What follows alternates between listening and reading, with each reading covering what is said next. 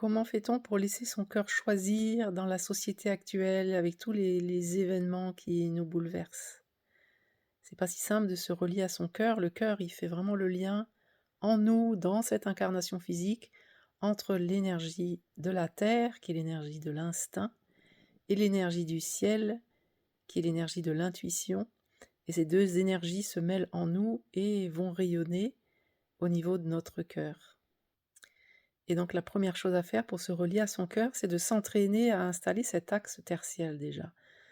Donc par des choses toutes simples, hein, en ressentant vraiment l'énergie de la terre, en mettant l'intention, si on ne le ressent pas, mais au moins d'être relié à l'énergie de la terre, d'installer des racines, de ressentir comme ce canal énergétique, cet axe qui nous traverse, et de percevoir aussi ce qui, de l'énergie du ciel descend. C'est des sensations qui sont très différentes, mais de au moins, si on ne le perçoit pas, de mettre l'intention d'être relié à la terre, d'être relié au ciel et de laisser ces 2 énergies, infuser en nous.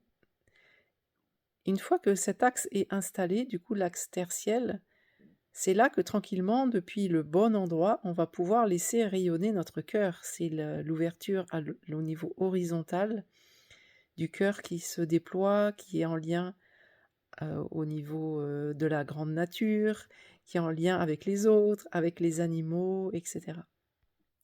Donc on voit bien que pour qu'on ait des relations qui soient ajustées et alignées avec notre intériorité, l'axe, vertical, terre-ciel, doit être bien installé et doucement de pouvoir ouvrir cet axe horizontal pour être en relation depuis le bon endroit.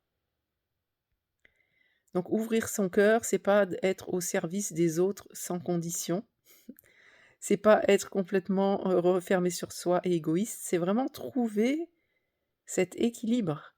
On est dans une société où on est beaucoup au service des autres et nous les femmes, on a tellement de blessures qu'on s'est beaucoup, beaucoup mis au service aussi du masculin et tout ça est en train de changer évidemment et en même temps, c'est encore en train de travailler en nous très fortement, hein. Je le sens, aussi pour moi, dans tous ces angles et donc ça demande de faire ce chemin intérieur que de se relier à ce qui est vivant en nous pour pouvoir déployer un juste positionnement, en fait, hein.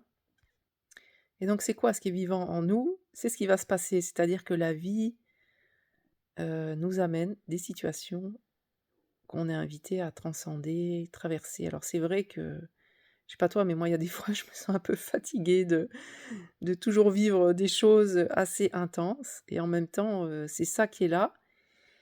Si je lutte contre ça, eh ben, je me fatigue encore plus. Alors donc, l'invitation, c'est de se poser et de dire: «Oui, c'est ça qui se passe et comment est-ce que je vais trouver le moyen de voyager léger avec ce que j'apprends de ces situations?» Et donc en revenant à notre axe, à notre enracinement, à notre alignement intérieur et en écoutant notre cœur, tout doucement, on va pouvoir en même temps s'offrir de l'empathie pour tout ce qu'on vit, toute cette intensité, toutes ces, confrontations qui nous poussent à et nous challenge à être nous-mêmes et aussi, ça nous ramène à tout ce qu'on a vécu, tout ce qu'on a souffert, tout ce qui n'a pas été juste, tout ce qui a été en insécurité en nous. Moi, j'ai visité encore récemment ce petit bébé, tout petit bébé qui se sentait pas du tout en sécurité dans les bras de sa maman et qui du coup a généré beaucoup de tensions, beaucoup de le fait que j'ai pu ramener, ça s'est fait tout seul, mais j'ai ramené en moi cet enfant intérieur, c'est comme si lui, il avait cru qu'il devait chercher cette sécurité à l'extérieur, qu'il a pas trouvé dans son enfance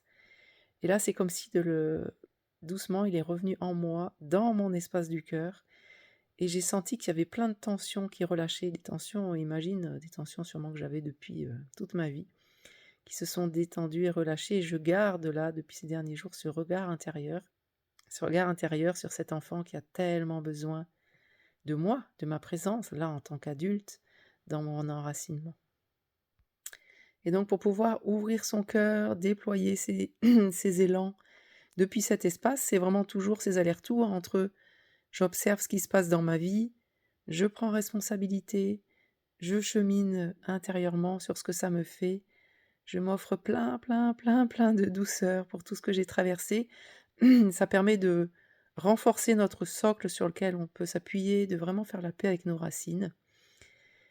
Et tout doucement, c'est ce chemin qui fait que notre cœur peut s'ouvrir, c'est-à-dire qu'on se place de plus en plus au bon endroit.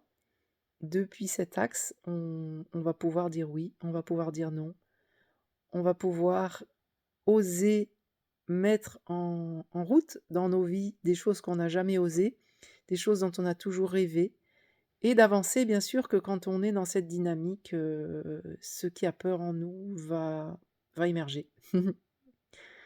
Et c'est aussi avec la douceur du cœur qu'on va pouvoir offrir de l'empathie à ces parts de nous qui ont peur.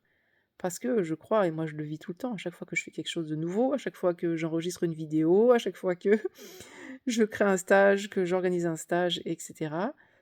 Et ben, il y a des parts de moi qui sont là et qui ont peur et qui vont essayer de saboter le truc.